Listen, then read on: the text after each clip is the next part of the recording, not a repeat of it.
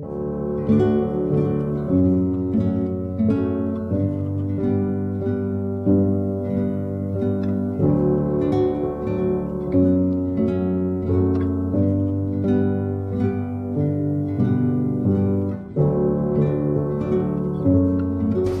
noite a todos e a todas. Eu vou falar rapidamente sobre o Quintal Amêndola, que tem várias pessoas novas aqui no nosso quintal. O Quintal Amêndola é um espaço físico e democrático de discussão, aprofundamento e encontro sobre temas sociais, culturais e políticos que movem as engrenagens da nossa sociedade para que possamos parar, escutar, debater e interpretar nosso tempo. O convidado de hoje, Juliano Garcia Peçanha, já é um quintaleiro, já participou do Quintal algumas vezes, deu 2 cursos sobre o filósofo Sloterdijk, que eu vejo que vários alunos e alunas estão aqui. Ele é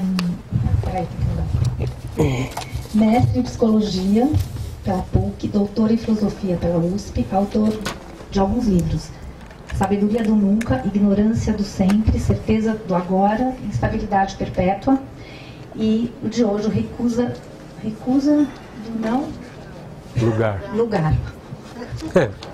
É tanta coisa na minha cabeça.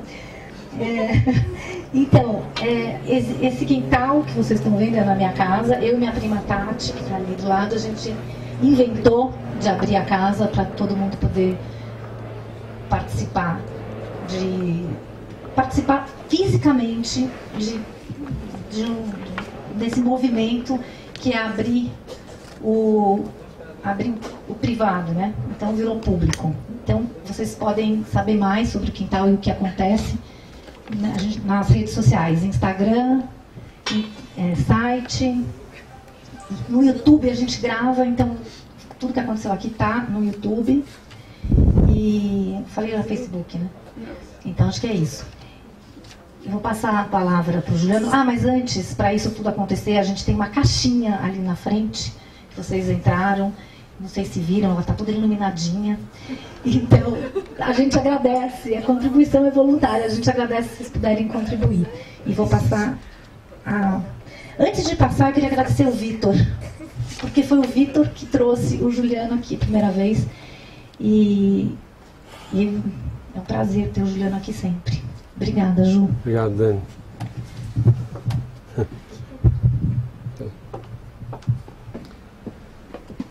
Então, boa noite. Eu ia falar, me auto-introduzir. Já é. Quem está sem lugar se auto-introduz. Não, tô brincando. Em geral, o outro dá lugar, aí você fala, né? Mas eu então já tô brincando.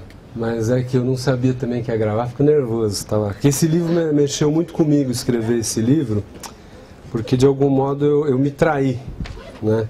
Por isso até que o contador está aí, que ele é meu... É como se eu tivesse, assim, como fosse uma... Como é que fala esse negócio? Heteronímia, pessoana, né? Eu escrevi a partir do negativo, do buraco, e de repente... Sempre tive aquela inveja pessoana dos Esteves, né? Que fala Esteves sem metafísica, né? Que é o outro dele, né? Que está no mundo, está instalado, tem um eu, né?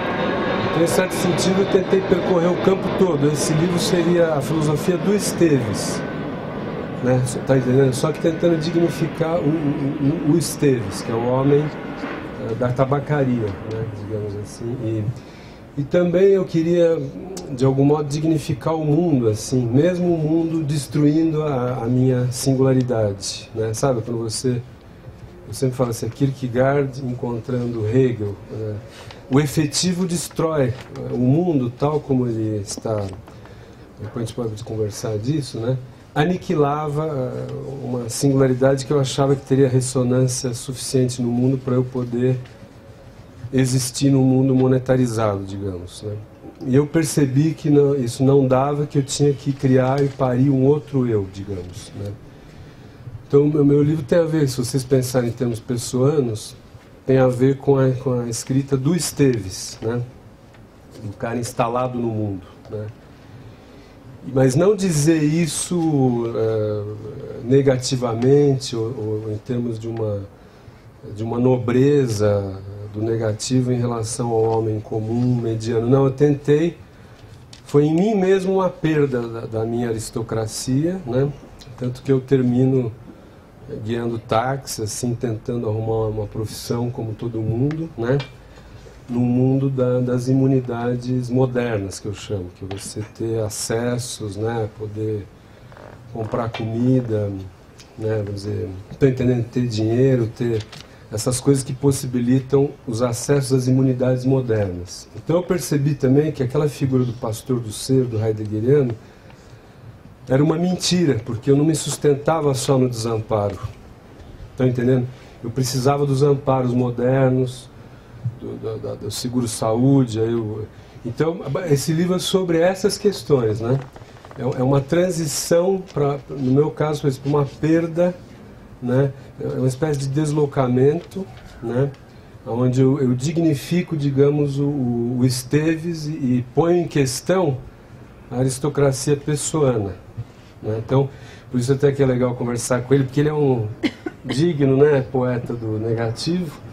E o Manuel também, uma honra que ele esteja aí, porque acompanha o Manuel é responsável até de eu estar aqui, porque no meu começo, ele que foi o júri lá de um negócio de concurso literário, né? Então eu falei, bom, talvez eu possa escrever, porque eu enganei ele, né? Então, então a minha apresentação primeira seria essa.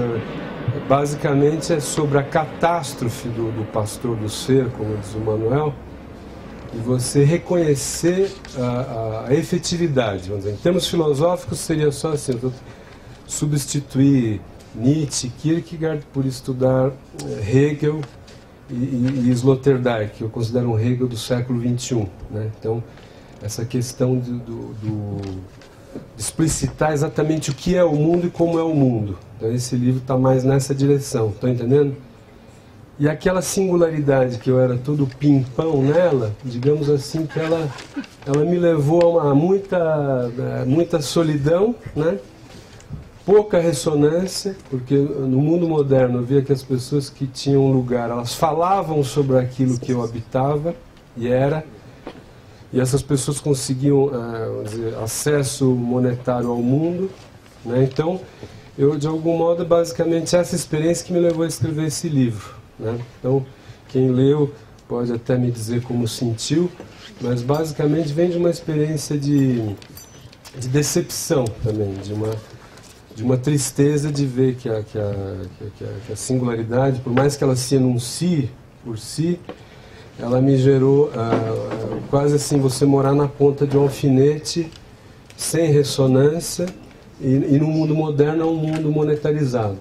Está entendendo mais ou menos? Então, eu tentei então dignificar esse outro, né, que chamam os heideggerianos ou os nietzschianos de o metafísico ou o rebanho, o que está no niilismo do último homem. Eu tentei dignificar esse cara, porque eu vi que eu mesmo era um dele também, né? Eu também era o último homem na medida que eu queria poder gozar de saúde, de ter acesso às próteses, né?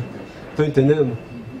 Então eu percebi que Heidegger, a superação da metafísica eu percebi que era um negócio balela. A coisa nietzschiana do além-homem, eu percebi que é para uma, sabe assim, Lygia Clark, ou Hilda Hilst, sei lá, a Lygia Clark vendeu 24 apartamentos para sustentar a obra dela, e para Paris ver o Fedidá, etc. A Hilda Hilst tinha uma fazenda e ia vendendo, né, para sustentar 30 anos no parto de uma obra inédita, né? Então eu percebi que tanto o pastor do ser como o além-homem, eu via que não... Estou entendendo mais ou menos? Não rolava como transição para fora do mundo da modernidade, das imunidades modernas, está entendendo? Falta agora, eu estou estudando o Marx e o Rousseau. Eu estou estudando mais para ver que o Nietzsche e o Heidegger, eu falo, mano, acho que eu pus no bolso. Agora eu estou tentando estudar o Marx para ver se tem uma saída do mundo mercantil ou não. Está entendendo a minha questão? Então a minha questão foi basicamente essa, foi uma dor, foi um livro necessário para mim, né? E eu sinto que eu fiquei, sei lá, mais humano, assim, mais normal com esse livro. Eu vou agradecer os meus amigos aí, que podem... Eu chamei até para apanhar, eu gosto de apanhar, no caso. E ele, como ele é um grande especialista em Bataille, né, e os filósofos então, aí também podem se manifestar, o Valtinho, o poeta Ariel e tal, porque eu também quero, vamos dizer assim, eu gostaria de encontrar também o não, né, para mim.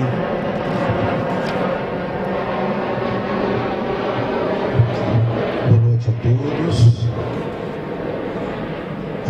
Eu quero dizer para vocês que é um grande prazer estar aqui. Quero agradecer a Juliano pelo convite, para a Daniela pelo convite, pelo acolhimento, não é? Nesse espaço interior. E dizer que, antes de tudo, eu estou aqui com vocês para entendendo que essa é uma noite de festa. Não é? É uma noite de festa, antes de qualquer coisa, porque nós estamos celebrando o acontecimento deste livro. Esse livro do Juliano Peçanha, Recusa do Não Lugar.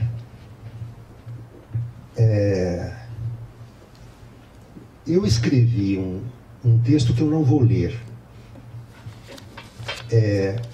para dar chance à gagueira, para dar ocasião do tropeço, da hesitação, para mostrar, me colocar numa condição em que eu me encontro fragilizado e desarmado. Eu não faço apologia do não, embora a impressão que eu tive quando eu comecei a ler o livro do Juliano, eu já sabia, eu participei como ouvinte da defesa de tese dele, não é? E agora eu quero aproveitar e comentar aqui com vocês algo digno de nota, porque nós estamos aqui neste espaço não institucional, não acadêmico, com pessoas que certamente vieram da academia, têm um trânsito na academia, não é? São filhos da academia, num certo sentido, mas aqui não é um espaço carimbado da academia, não é? E em que nós estamos discutindo, conversando, e vamos falar a respeito, um dos livros mais importantes, a meu ver, dos últimos tempos, feitos no Brasil, sobre as questões do pensamento contemporâneo. Ele é importante. O Juliano arrolou aqui uma série de dados, não é, sobre o livro que ele trouxe aqui à tona. E este livro, ele é um livro que faz é um testemunho do Juliano, não é? Um misto de relato pessoal, da sua vida pessoal, que é também uma sua aventura como intelectual, como escritor, não é? E em que ele faz, como ele mesmo disse, passa a limpo, né, a sua relação filosófica, a sua relação de pensamento e de escrita com alguns escritores-chave, não é, do pensamento contemporâneo. Ele disse alguns, declinou alguns. O primeiro, o último dos modernos, o primeiro dos contemporâneos, que é o Friedrich Nietzsche, não é? E outros grandes pensadores da filosofia que foram marcos, não é?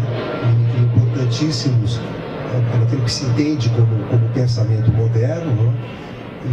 E que servem ainda como basilares, né, para pensar, enfim, para fazer filosofia hoje, não é? Como Heidegger, Adorno, Blanchot, Bataille, enfim, filósofos e não filósofos, como diria Deleuze, mais do que filósofos, né? Não exatamente filósofos, porém mais do que filósofos. No caso de alguns escritores, né? Que não pensam sempre necessariamente com as categorias dos filósofos, não é? Dentro de uma tradição filosófica, digamos, mais sistemática, não é? Mas que, através da sua escrita, fazem filosofia, ou seja, fazem a história do pensamento. Não é? E o Juliano, com esse livro, ele vira de cabeça para baixo, não é? Com a ajuda, não é? Do seu aliado, com o termo que você usa, que é o Sloterdijk, né? O seu aliado... como o termo importante, né, que você usa, é o aliado... Você lembra? Acho que era por aí. Não sei se é um aliado... uma espécie de amigo, né? Uma coisa, um amigado da... Amigado, não é? Que é o Slotter, não é? Que você chama bem intimamente, não é? O Slotter. Filósofo do abraço. Que é o filósofo do abraço. Falou, né? Ele usa essa expressão. Justamente. E... que, no entanto, eu diria que o pensamento do Juliano, a escrita do Juliano, tem força própria, não é? E se ele se coloca aqui, neste livro em especial, não é? Escreve esse livro à luz do pensamento do Sloterdijk, sobretudo da trilogia Esferas, não é? Uhum. A escrita do Juliano tem uma força própria e dá margem, não é? Aqui o pensamento do leitor, não é? Vá além desse empreendimento, digamos assim, do pensamento do Sloterdijk, né? Que revê toda a tradição filosófica moderna, né? Entendendo que ela tem que ser repensada, e mais do que isso, precisa adotar um paradigma novo para repensar o nosso tempo. Esse paradigma novo depende de um deslocamento. É preciso que os filósofos, os intelectuais, os pensadores que têm uma dívida, não é, muito grande com autores como Heidegger, Bataille, Blanchot, Adorno, esses pensadores-chave do século XX, não é? Que, no entanto, colocam o pensamento e a escrita a serviço de um empreendimento, não é? Que faz uma apologia do não lugar, uma apologia do nada, que acaba fazendo uma espécie de elogio da ruína, elogio da exterioridade, do fora.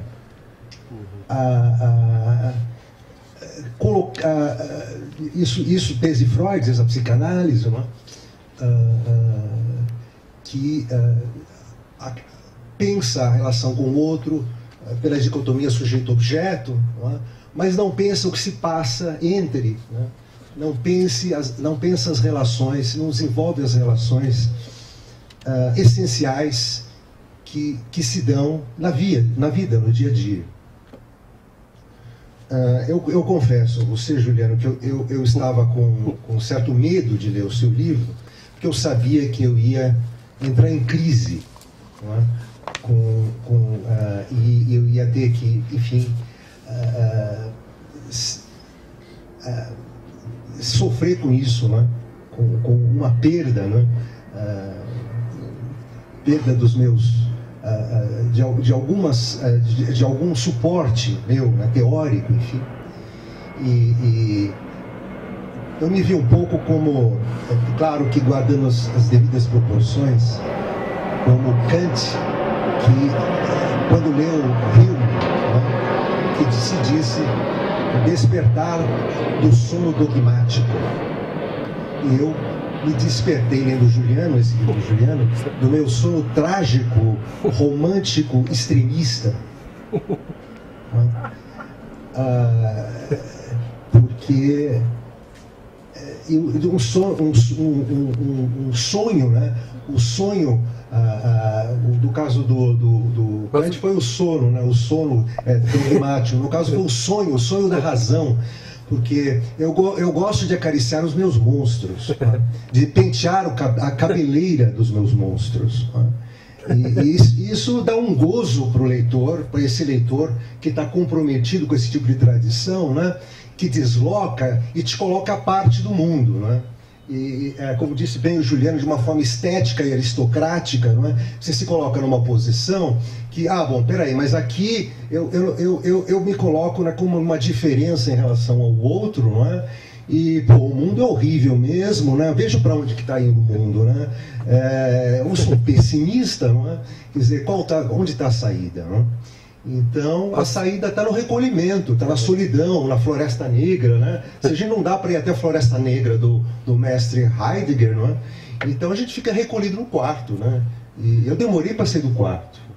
Demorei muito. Posso brincar um pouco? Não, eu só queria, adorei que você está falando, mas eu vou brincar, só porque eu falei, eu nem queria tanto te convencer dessas coisas. Não, é verdade, estou brincando com ele, mas eu queria dar o testemunho do que aconteceu comigo, né? Mas não que eu queira que você mude, né? Estou brincando, só para te agradecer. Mas, de fato, assim, você fala de uma coisa que acontece para você, não quer dizer que ela deva... Embora eu vivi essa experiência como um acerto de relógio epocal. Eu acho que existe um acerto de relógio epocal a ser feito. Mas se você caiu na minha malha fina, eu fico contente, mas não era... Não, vou devolver para você, só para dizer que eu quis dar um testemunho, né? De uma transformação. Eu mesmo não sei bem quem eu sou, nunca vou saber. Mas não era que eu queria convencer você, eu queria mais que você até brigasse comigo. Eu sou muito pacífico. Eu sei. Gente, olha, vocês conhecem o Juliano, se quem tem a oportunidade de ler, vai ler que ele amarra muito bem a sua argumentação, não é? Quer dizer, ele constrói muito bem a sua linha de argumentação e faz, enfim, ele se coloca na posição de quem está pensando mesmo, não é? Os rumos do pensamento contemporâneo e fazendo a sua crítica, não é? Para onde vai nos levar, não é? Esse pensamento da catástrofe, esse pensamento do nada, esse pensamento do não lugar. Que tipo de conforto? Ele não conforta, não nos conforta no mundo, não é? no mundo de hoje. Não é? E o Juliano encontrou no Sloterdijk digamos assim, vou colocar esse termo, desculpe, o guia espiritual, né? Mas eu acho que, enfim, a gente pode recusar, né? Porque eu digo que o pensamento do Juliano diretor de consciência. Diretor de consciência, né? O reitor de como é que é a cidade dele? Karlsruhe. O reitor, né? Mas como um iluminador, né? O Juliano, né? Leu e peraí, né? Eu tô aqui sofrendo nesse não lugar. É preciso me reconciliar com o mundo, né? Eu vou dizer uma coisa, Juliano. E mais do que isso, eu me sentia um pouco como se eu fosse um homem adâmico, sim, ou o homem natural do Rousseau, que eu encarnava o mundo não degenerado. E o mundo era alienado e eu estava intacto. Uhum. Então eu achava que eu tinha essa carga messiânica, entendeu? Isso que ele me ajudou a perder. Isso foi a melhor coisa que me aconteceu, foi perder isso. Que é uma coisa... Rousseau, para dar um exemplo, para não falar do Heidegger, sim, um homem adâmico, né? Então, como se você estivesse relembrando uma coisa do humano que ele, naquela época, está degenerado e está esquecido, né? Só para... Então, era mais do que isso, tá entendendo? Eu me sentia mesmo assim nessa figura aí o Ariel tirava sarro de mim, falava o pastor, né? Pastor do ser. Então, eu me sentia guardando a memória do poema, né? Num mundo de exílio. E de repente eu percebi que isso aí eu estava louco. Quer dizer, não louco, mas eu percebi que isso aí não era bem assim. Esse livro é a cura disso. Muito bem. Mas eu queria dizer o seguinte, ao ler os primeiros livros do Juliano, né, a tetralogia, né, que você chamou agora na edição da COSAC, você chamou de Tetralogia Testemunho Transiente, Testemunho Transiente, né? São os 4 livros enfechados do Juliano, em que ele se colocava no não lugar, como um pensador, um escritor do não lugar, livros belíssimos, não é? Mas ali já existia, de uma forma, na forma da escrita dele, né? Que é uma escrita híbrida, de vários gêneros, né? Você tem ali um depoimento, você tem a poesia em prosa, você tem o romance, né? A narrativa romanesca, você tem o ensaio filosófico, o ensaio crítico, né? Primeiro negativo e agora positivo, né? Eu não vou usar o termo desconstrução derridadiano, né? Que não é a desconstrução, porque ele está ligado à diferença, mas a desintoxicação sloterdijkiana, não é isso?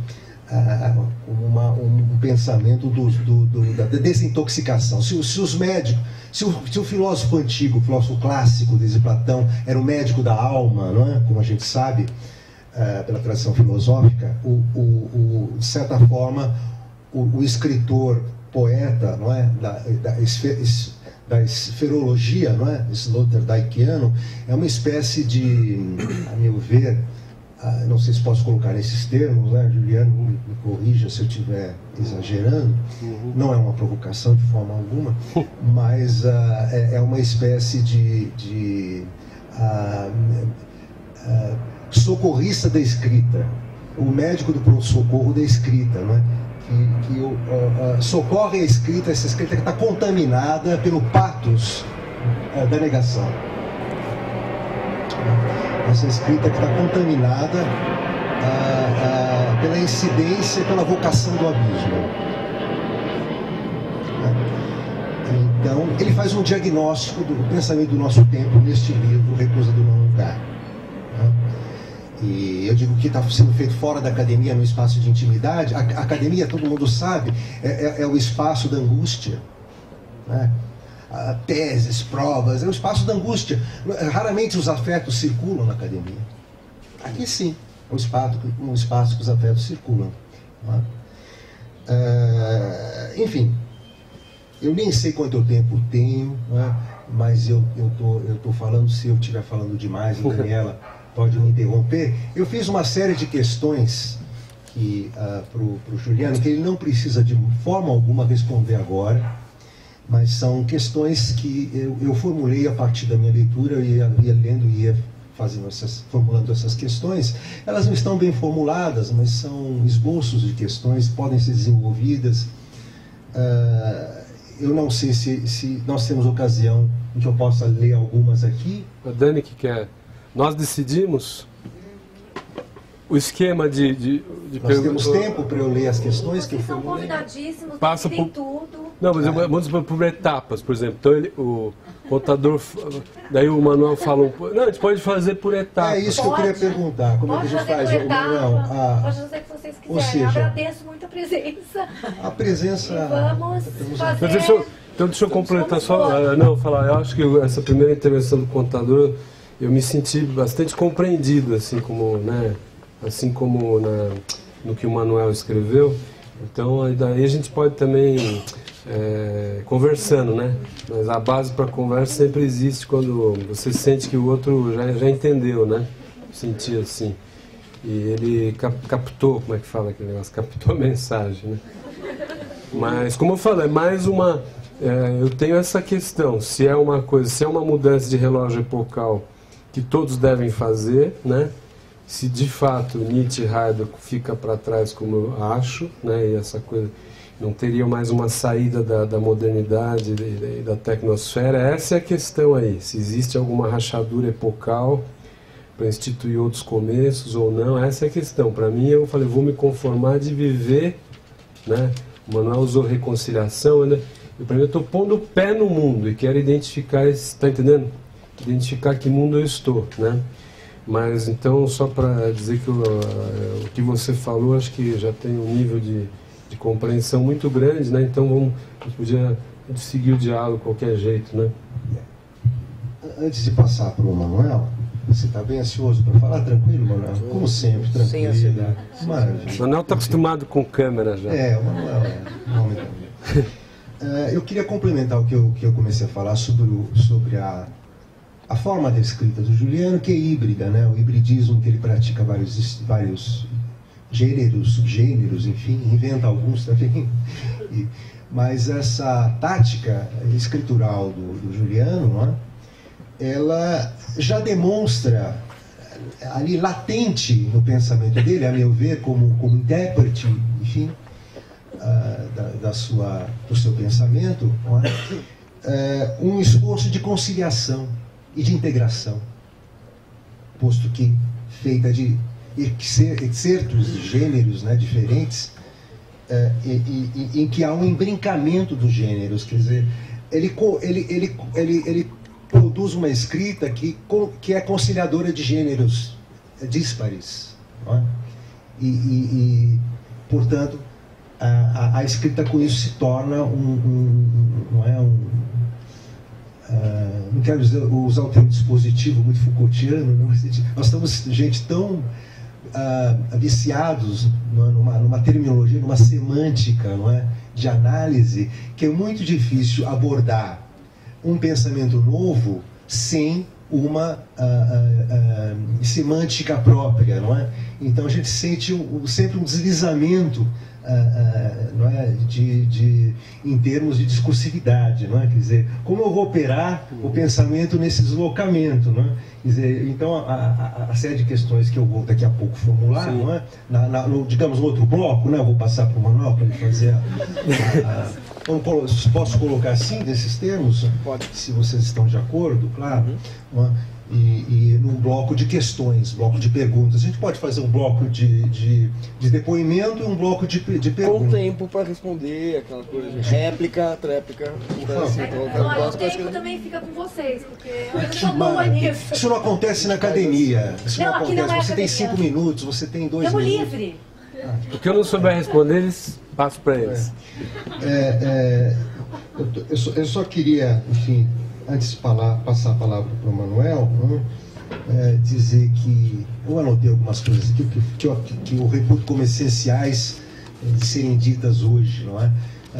Eu não fiquei de forma alguma incomodado com o livro do Juliano, como eu pensei que fosse ficar a princípio, não é? Assim, com dor no corpo, enxaqueca, eu achei que você não ia gostar. Destroçado, despedaçado, não é? Falei, puxa, não é por aí, mas não, eu fiquei animado e potencializado, não é? Enfim, é um livro que me ajuda a repensar uma série de coisas, não é?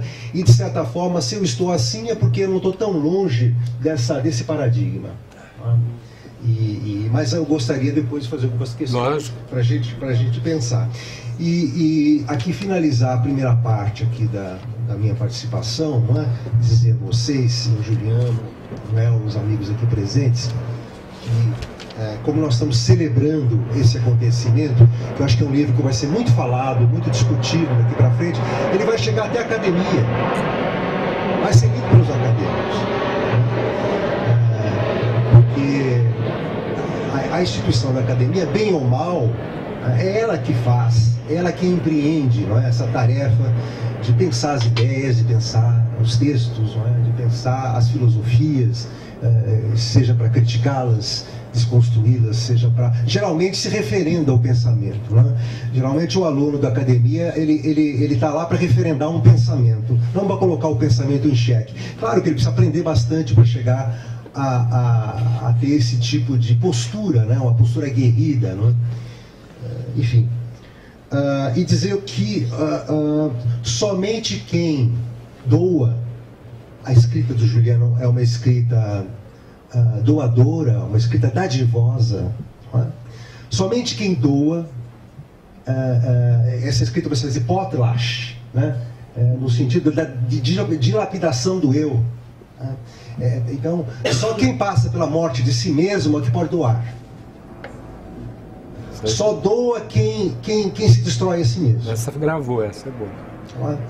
Então, como eu estou ligado ao pensamento de Bataille, em que a essência do ser, a dilapidação, a consumação de si, eu entendo nessa experiência de leitura com a obra do Juliano, que é de um homem cujo pensamento renasce das cinzas, né? E que eu vejo o Juliano como aquele que escreve com a pena carbonizada de Fênix. Foi. Ana, eu achei lindo você falar a escrita potlatch, né? Que de fato eu sinto assim que eu entreguei cada átomo da minha, como é que fala, cada fibrinha do meu corpo foi para essa escrita, assim, né? Vamos dizer, a nudez total, né? Nessa coisa que eu, então isso realmente eu concordo. Não é porque eu sou generoso, mas é porque não sei o que aconteceu assim. Não sei se você é, mas sua escrita é.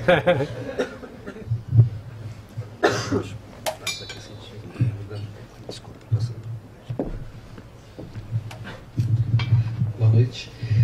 Bom, obrigado pelo convite do Talamêndola para participar desse encontro aqui com o Juliano e com o nosso ex-bom selvagem e agora com o contador Borges, o ex-sadiano e ex-batalhano, da experiência transformadora da Boa Nova anunciada pelo Juliano Garcia Peçanha a partir do Recusa do Meu Lugar. Eu vou comentar esta reação foi por causa do cachorro que entrou aqui, que provocou certa comoção aqui na plateia. O Juliano fez menção ao fato de que, obviamente brincando, porque não é exatamente assim, de que eu coloquei aí no meio editorial por conta de um júri literário. Eu vou partir de assim, só vou contar uma coisa curiosa sobre esse episódio, porque enfim, acho que é significativo também, porque também se desdobra aí numa série de questões que eu fui discutindo com ele ao longo do tempo, depois que eu conheci a obra do Juliano. De fato, tem um prêmio chamado Nascente na USP, não sei se existe ainda, que era um prêmio para, sobretudo alunos, mas também professores, funcionários, prêmio em várias categorias artísticas. E o Juliano se inscreveu. Bom, eu era jurado da categoria prosa, né? Em literatura havia prosa e poesia, eu era jurado junto com a professora Maria Cecília Queiroz Pinto, professora de francês da USP. Eu era jurado na categoria prosa, junto com uma terceira que depois acabou não participando do julgamento. E ao ler os originais, e aqui eu tenho que fazer uma correção histórica, fazer uma justiça histórica, porque na verdade foi a minha ex-mulher, Graziella, que é psicanalista, ela atualmente trabalha no mercado editorial, ela me ajudou a ler, fazer uma primeira leitura, uma seleção, assim, a gente ficava conversando, trocando impressões sobre os textos. Ela chegou para mim, os textos eram identificados por pseudônimo, eram textos, contos, né, que eu analisava, não eram livros, né, eram contos. Daí ela chegou para mim e falou assim: esse texto aqui é sensacional, assim, olha, acho que dificilmente a gente vai encontrar outro texto mais legal do que esse, assim, olha, certamente é uma mulher, certamente uma leitura de Clarice Lispector, deve ser uma moça que faz letras ou psicanálise com uns 22, 23 anos, é incrível, etc e tal. Aí eu li o texto, achei maravilhoso, chama-se Deslocamento, realmente o texto de uma potência expressiva, que chama muito a atenção pela sua autenticidade, transpira autenticidade, vivência, né? Você percebe uma voz autoral que não é apenas uma voz estética, também é a voz de uma vivência. Bom, fui para a reunião do júri, foi o júri mais curto do que eu participei em toda a minha vida, porque eu cheguei e falei: olha, eu trouxe aqui 5 textos, tenho o meu preferido e depois mais 4 se houver divergência. A outra jurada chegou e falou assim: eu trouxe também aqui, sei lá, 4 textos, tenho o meu preferido e os que também podem entrar como alternativa se a gente não chegar num acordo. Quando eu falei qual era o texto que eu tinha gostado, era do Juliano, e ela também falou que tinha gostado dele, então em 5 minutos a gente decidiu quem era o ganhador, sem saber que era o Juliano. Aí a gente chegou para a moça que coordenava o sistema lá, as informações das identidades reais dos autores dos textos submetidos à análise do prêmio. Na hora que ela abriu, porque a gente ficou curioso, né? Quer saber, quem é o ganhador ou a ganhadora? E na hora que ela abriu, ela falou assim: vocês não vão acreditar. Esse mesmo autor, ele chama Juliano, ele também ganhou na categoria poesia. Eu falei: caramba, então aí a coisa é séria. Ele falou assim: eram júris diferentes, né? Então eu estava no júri de prosa, a gente tinha dado o prêmio o Juliano, e um outro júri para poesia premiou também algum conjunto de poemas dele, que eram, na verdade, poemas em prosa ou fragmentos poéticos, fragmentos de prosa, como vocês quiserem chamar, aforismos, pequenas micronarrativas, enfim. Há uma indefinição de gênero sobre a qual o Augusto já falou. Eu, obviamente, quis conhecer esse autor. Eu estava, na época, começava a editar uma revista de literatura chamada Cult, que existe até hoje, né? Tinha acabado de criar a revista, então, nos primeiros anos eu fui editor dela. E falei, preciso conhecer esse cara, né? Quem é um cara que, né, ganha em 2 júris diferentes ao mesmo tempo, uma escrita tão forte, fui conhecer o Juliano. E aí, eu só conto isso, esse episódio biográfico aí, porque ele depois se desdobra numa coisa que teve muita significação para mim. Assim, ver o Juliano e ouvir o Juliano falando, lendo os seus textos, é algo que dá uma dimensão autoral que reforça essa ideia de autenticidade e faz com que a gente perceba que ele está o tempo todo falando sobre a mesma coisa, mesmo que com modulações, como a gente tem visto a partir do que aconteceu na trilogia inicial, Sabedoria do Nunca, Ignorância do Sempre e Certeza do Agora. A gente percebe que depois começou no Instabilidade Perpétua, que é um livro que vem depois da primeira trilogia, e daí a trilogia mais Instabilidade Perpétua foram fechados no Testemunho Transciente.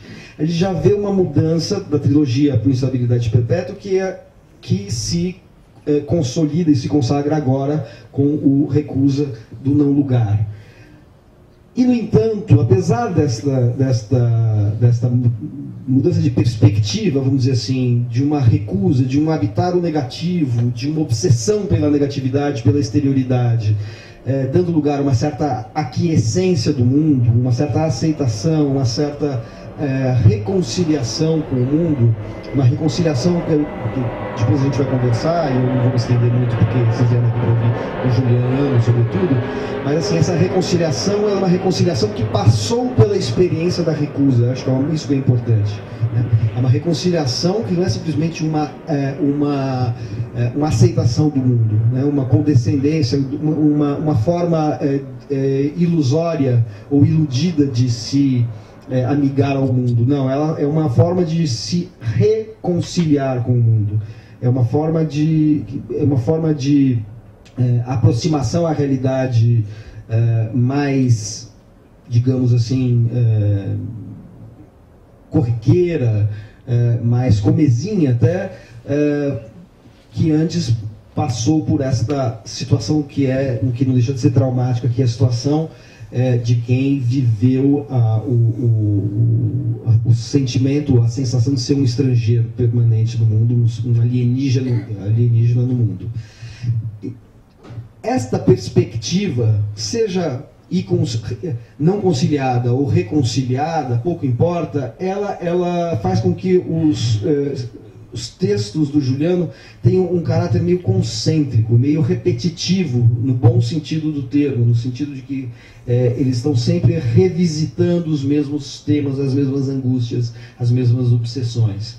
O que faz com que a distinção de gêneros não obedeça, e muito pelo contrário, não obedeça a uma tentativa de fazer assim uma experimentação formal. Se tem um autor que faz uma prosa que mistura gêneros e tem um alto grau de experimentação como resultado, mas não tem nenhuma intenção de fazer experimentação na sua demanda primeira da escrita, é o Juliano. A gente pode, quem lê o Juliano a primeira vez, quem folheia o livro antes de ler, digamos assim, examina a estrutura do livro, pensa, puxa, é um autor que faz uma espécie de cancelamento programático, ele borra os limites entre os gêneros literários, entre a prosa, que tem uma carga meio autobiográfica, entre a poesia, que na verdade é um poema em prosa, e o texto ensaístico, que na verdade é um texto ensaístico que também tem algo de ficcional e autobiográfico.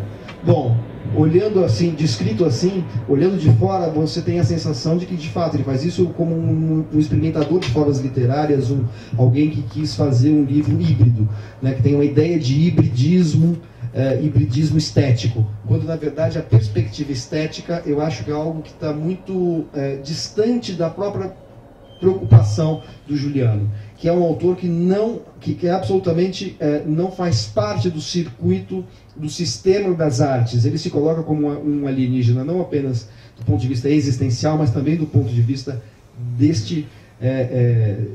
destas separações, desses recortes, desses domínios que nós estabelecemos aí entre o que é o estético, o que é o epistemológico, o que é o moral, o que é o ético, etc.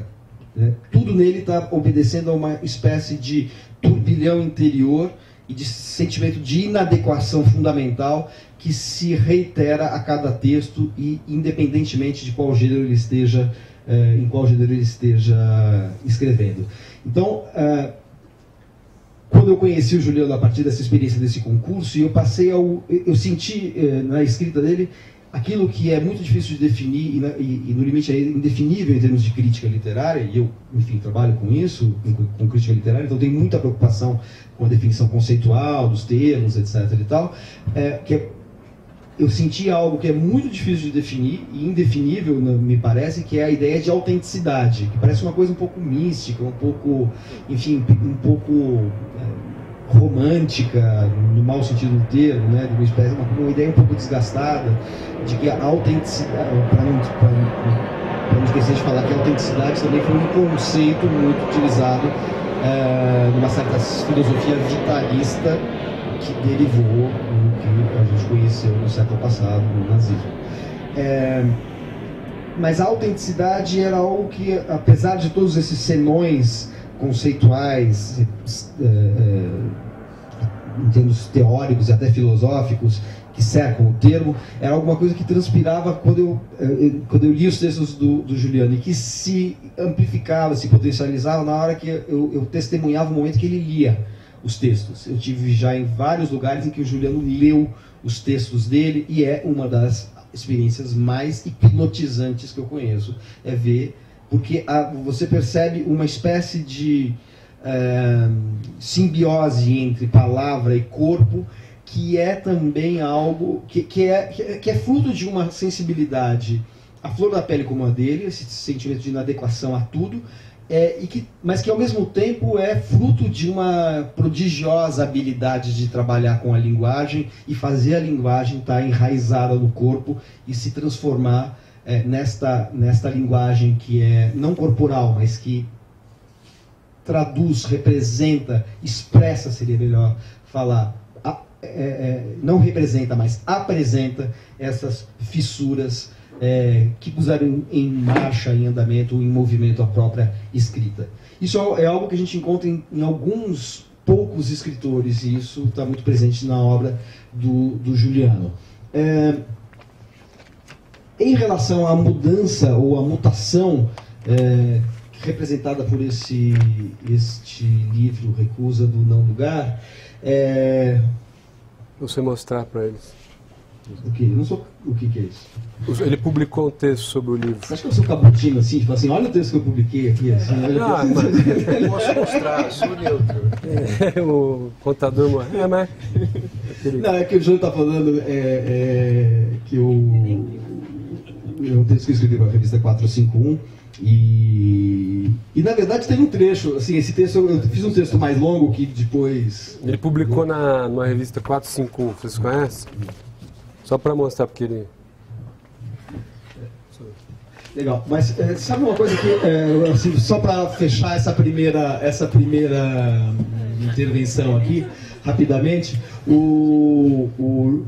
esse texto que eu escrevi, já aproveitando que ele mostrou aí o texto, eu escrevi uma primeira versão que teve que ser cortada, porque, enfim, coisa comum no mundo editorial, quem é jornalista está mais do que acostumado a passar por isso, né? Eu fiz um texto de, sei lá, 8, 10 mil caracteres e teve que ser reduzido para 5, 6, alguma coisa assim, o que acontece mesmo, não tem nenhum problema, e foi feito com o maior cuidado. Aliás, o cara que fez o corte, eu nunca vi nada igual, assim, porque ele fez o corte, eu tive que olhar o texto original para saber onde estavam o que estava faltando. Você sabe, algumas coisas foi preciso. Mas alguns blocos de texto tiveram que sair de maneira mais grosseira. E tem uma coisa que estava no texto, que não está nesse texto da 451, que é uma comparação que eu faço, que eu retomo aqui agora, sobre o episódio vivido pelo Montaigne no século XVI. Tá no texto? Foi muito cortado, então não lembro. Bom, enfim, o fato é o seguinte: o Montaigne, que era o escritor que criou os ensaios, eu tenho aqui algumas pessoas que fizeram um curso no Veracruz em que eu dei aula sobre a origem do ensaio como gênero literário. Eu peço perdão por repetir as mesmas coisas, provavelmente eu já falei isso também nas aulas, mas o Montaigne, que foi o criador do gênero ensaio, quando ele começa a escrever os ensaios, que foram publicados entre 1580 e 1588, são 3 volumes de ensaios, ele não existia, né? Ele não sabia o que ele estava fazendo ainda, né? Ele dá o título de ensaios, no sentido de tentativa, aproximação, experimento, porque era de fato um gênero experimental, um gênero não existente até aquele momento, e ele começa a escrever sobre alguma coisa, sobre uma matéria-prima que ainda era circulava pouco pela sociedade, pelo imaginário da época, que era a subjetividade, né? Isso é uma outra questão, não vou entrar aqui, porque senão a gente vai se alongar, mas a ideia de subjetividade, interioridade que nós temos hoje era um negócio que não existia em 1500 e qualquer coisa. Então, um cara que começava a falar sobre a sua aproximação, sobre o seu cotidiano, a sua relação com o mundo, as suas indagações, as suas contradições, estava percorrendo aí um território meio desconhecido, que depois se tornaria familiar dentro de uma sociedade, de uma história cultural, em que o sujeito passa a ter uma centralidade que ele não tinha nessa época em que Montaigne viveu. Bom, o Montaigne, como ele justamente está criando um novo gênero, está criando uma maneira de falar sobre a experiência subjetiva, nos primeiros textos que ele escrevia, que ele falava sobre a morte, sobre a doença, etc. e tal, ele se apoiava muito num saber antigo dos moralistas, dos latinos, dos gregos, Sêneca, Cícero, os estoicos, etc. e tal. Ele se apoiava um pouco numa sabedoria antiga, daquelas formas de aforismos, de provérbios, de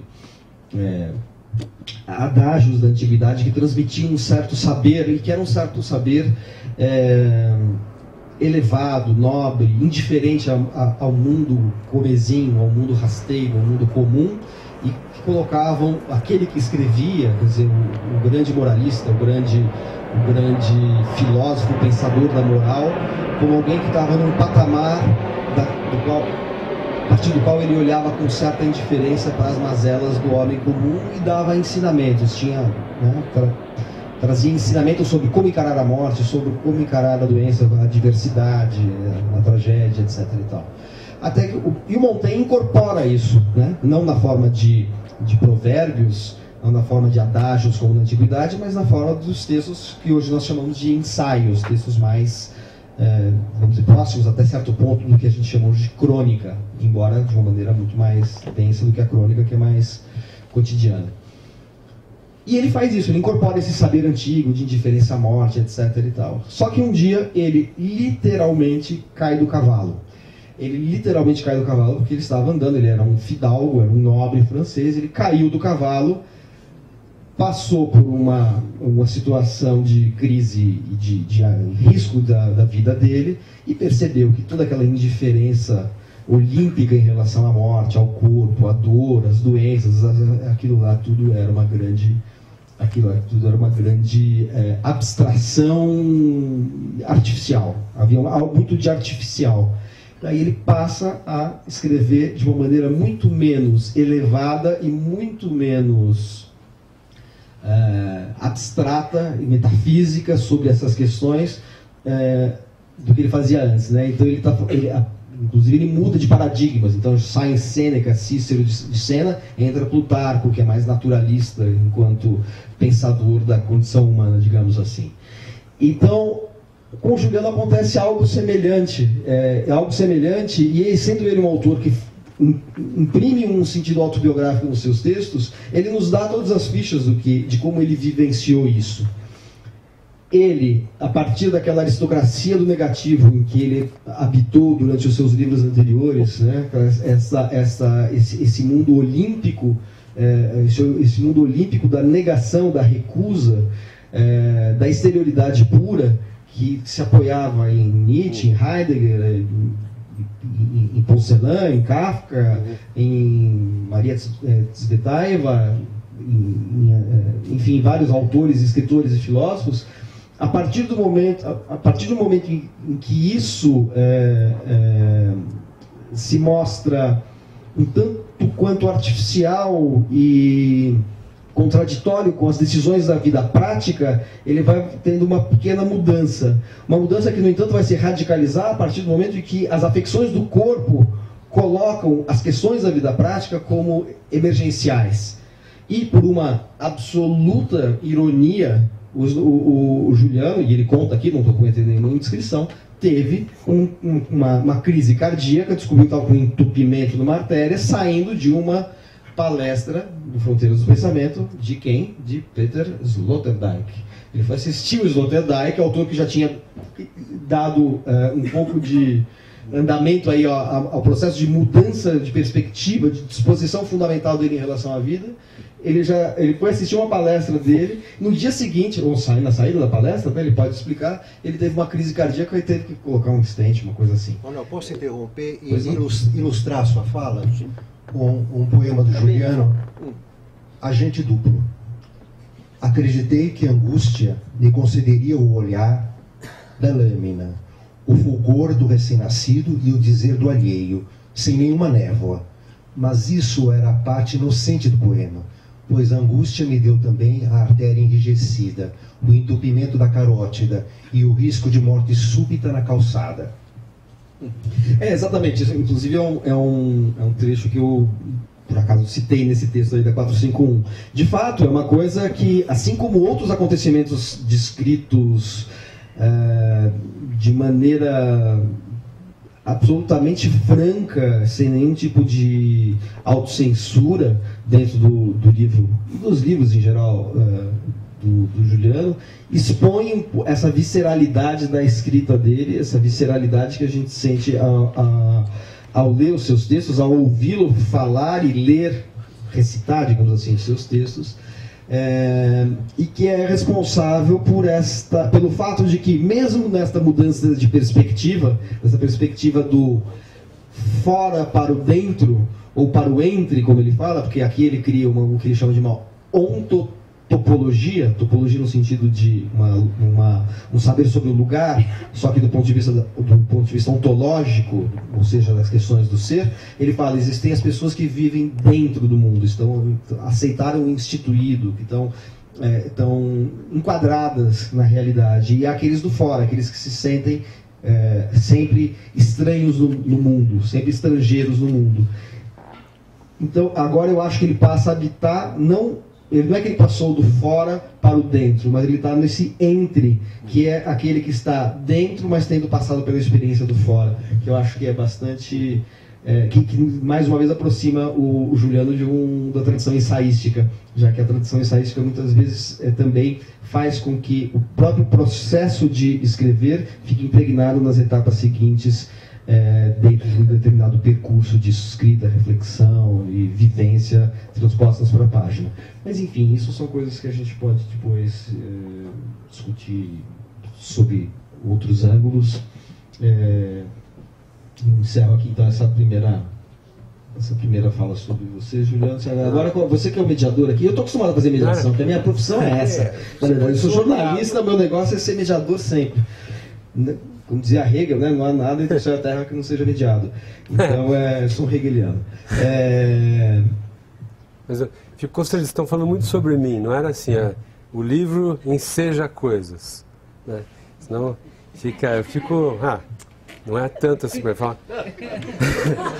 Juliano, eu tenho uma pergunta para você, eu acho que o Augusto também tem. Ele também, agora é igual a academia, eles falam bem depois. Exatamente. Você fala mal de crítica literária, o tempo todo, a parte que cortaram do texto aí, a parte que falava mal de você. Eu pedi para você depois entregar o texto todo, como um todo, para ver se pode pôr, depois que a revista perder a validade, para pôr no site da editora. Não sei se a gente aqui abre para perguntas do público. Alguém tem questões? O Valtinho quer falar. O Ariel e o Valtinho. Eu só. Quer ver? Tem o Valtinho e o Ariel, mas eu só queria dizer uma frase que me ajuda também. Que o Manuel, agradeço muito a fala dele, né? Que, como eu falei, me acompanha desde do início, né? Mas é como se fosse o Valtinho. Assim, eu tinha. Como se fosse estranho isso aí. Eu estou acostumado com o repertório do negativo, né? Então, Heidegger e tal, principalmente. O Heidegger é, para mim, o chefe da filosofia francesa, do Bataille, dessa turma. Eles são filhotes. Se você pega o Heidegger, você pega eles. Está entendendo, mais ou menos? E foi para mim uma experiência interessante. Como é que eu vou me transmutar para falar o idioma de uma filosofia da positividade, né? Então, também foi esse desafio. Eu tive que também morrer naquele sentido, né? De falar um idioma que era o idioma contrário ao meu pedigree, falar como um cachorro, né? Ao meu RG. Quer dizer, eu mostro nesse livro que eu nasci para fora. Tem uma coisa sobre a mãe aí, que eu falo, vou tentar tirar o fora de uma certa aristocracia para mostrar que ele vem de uma tragédia humana, de um desencontro, né? Então, eu conto aí essas histórias aí com a minha mãe, né, e o fora e tal. Então foi estranho assim, também tentando já, mais bem velho quase, né, quase como se fazer uma filosofia que era outra daquilo que como eu falei para vocês, o Fernando Pessoa e o Esteves, né. Não quero dizer que eu sou o Fernando Pessoa, mas é que o Fernando Pessoa não conseguiu fazer a filosofia do Esteves, né. Tá entendendo?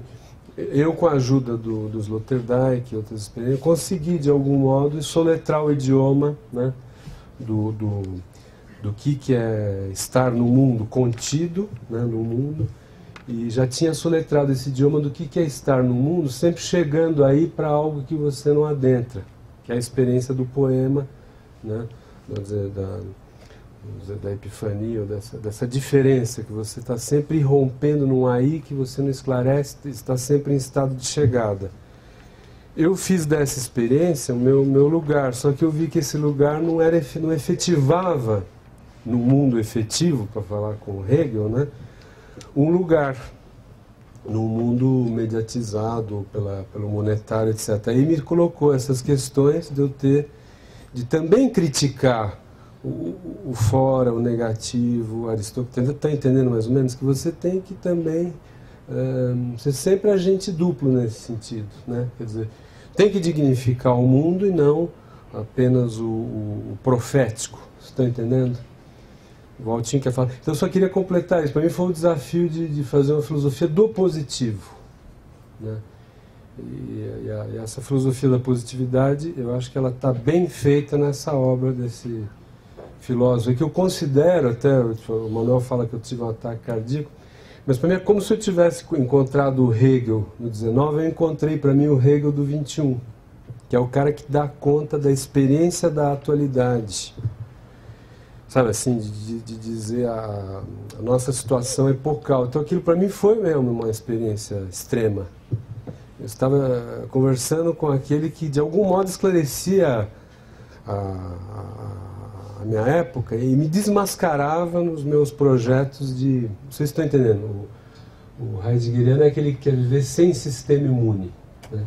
Deus morreu e as imunidades modernas, técnicas, né, como eu falei para vocês, fazer o exame do colesterol, que todo mundo faz, fazer ir no médico, todas essas imunidades modernas, ele rejeita isso aí, né? É como se vivesse sempre assim numa não imunização. Então, entendendo? Como eu vi que eu precisava das imunidades modernas, eu me desmascarava nessa condição de profeta natificado. Encontro com ele, que eu já estava, a dor no coração já vinha há uns 4 meses. Não é que eu tive ali de emoção de ver o filósofo, né? É que eu fumei muito, bebi, como o Manuel falou que eu era angustiado, eu era muito angustiado. Então, eu chegava a molhar o cigarro no uísque, assim. Fumava 2, 3 cigarros, um atrás do outro. Então, isso realmente teve consequência, né? Então, não é moralismo, mas é medicina, né? Mas o Valtinho, temos um filósofo aí, grande especialista em Proust, Bergson vai perguntar aí.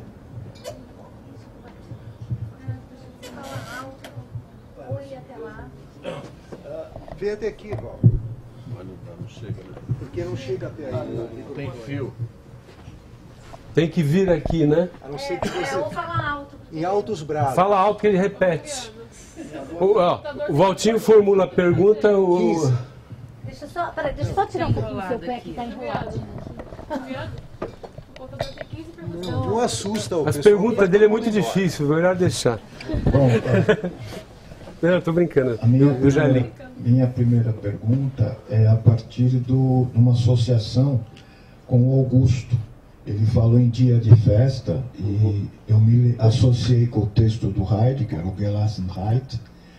E nesse texto, o Heidegger, num dia de festa, né, aniversário da cidade, e ele fala do famoso Gelassenheit, que é a relação dele com a técnica, né?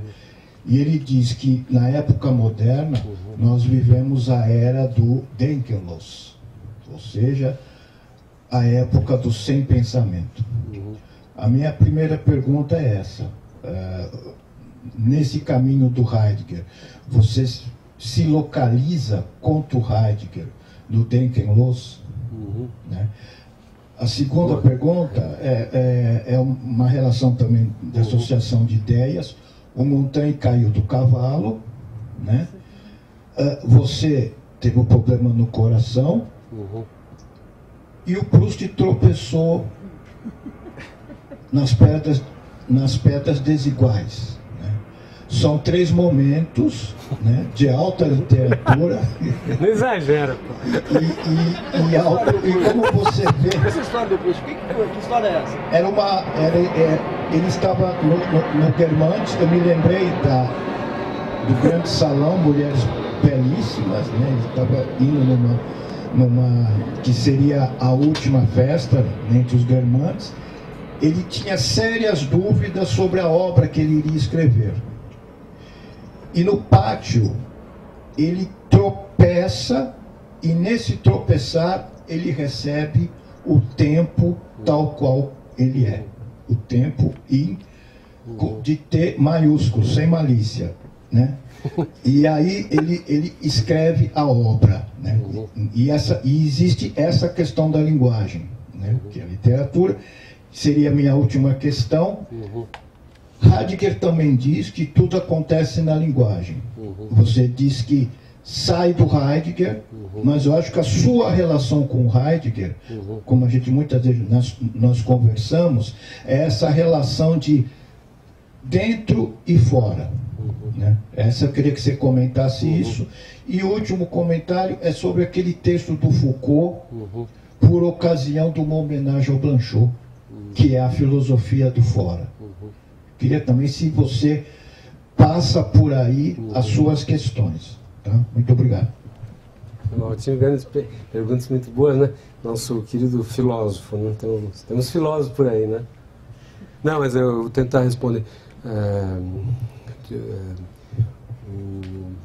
Ausência de pensamento, né? Não, isso é um aspecto interessante que introduz a minha problemática, essa primeira pergunta, né? Que o Heidegger fala muito esse negócio da serenidade, que você diz sim e não ao mesmo tempo para uma coisa técnica, né? Então você vê, é esquizofrenizante. Como é que eu digo sim e não ao mesmo tempo para uma coisa? Né? Como é que eu vou te comentar e não vou ao mesmo tempo? Então, é uma situação paradoxal, esquizofrenizante, né? No meu caso, então, eu sempre habitei 2 mundos. Então, eu, durante o tempo, fiquei habitando. Habitar o mundo do poema, né, que é esse mundo da Tsvetaeva, aí, da chegada incessante, né, do recém-nascido, aquilo que está sempre rompendo, chegando no aí, então você está sempre numa descontinuidade de tempo, né? E isso aí é meio descontínuo, como você está habitando a duração, né? A cronologia, ou ter projetos de mundo, contextos de mundo e de vida, né?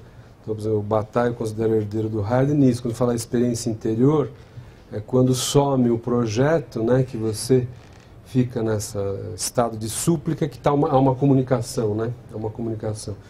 Então eu sempre habitava nessa dimensão, né?